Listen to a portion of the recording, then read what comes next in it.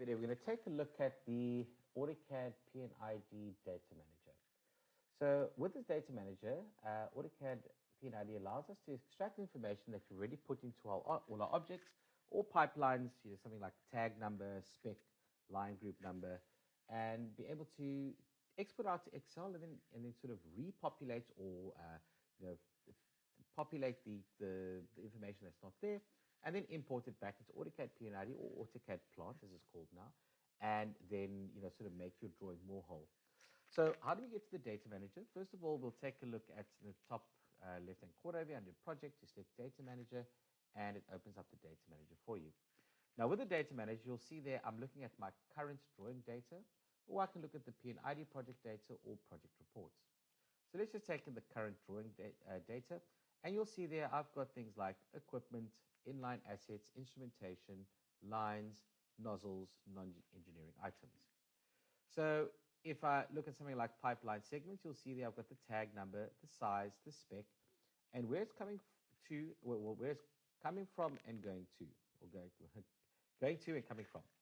Now, what you don't see over here is information for design pressure, design temperature, operating temperature, etc. So that kind of stuff we can basically sort of fill in our Excel data sheet.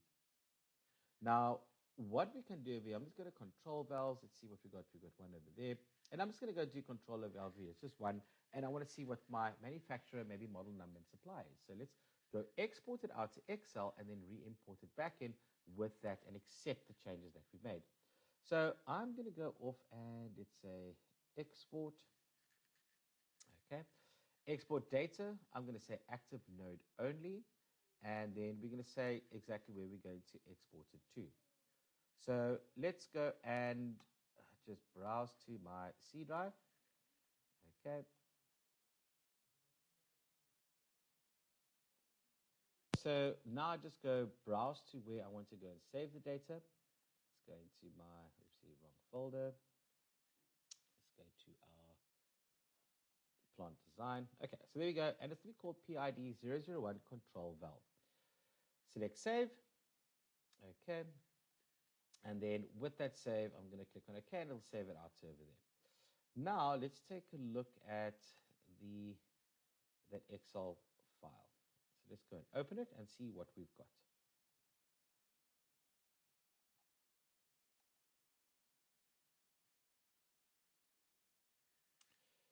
Okay, so you'll see there that the data that we had on the Data Manager sheet is now being exported over here. And I want to take a look at model number, supply, and maybe valve code. So let's take a look at model number. Let's go to 555-664. And the supply, I'm going to say MGFX. And the valve code is 1234-C.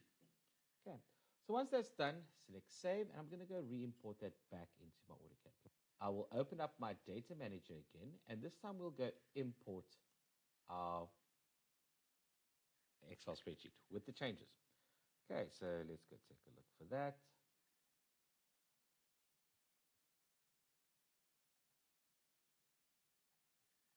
And there we go.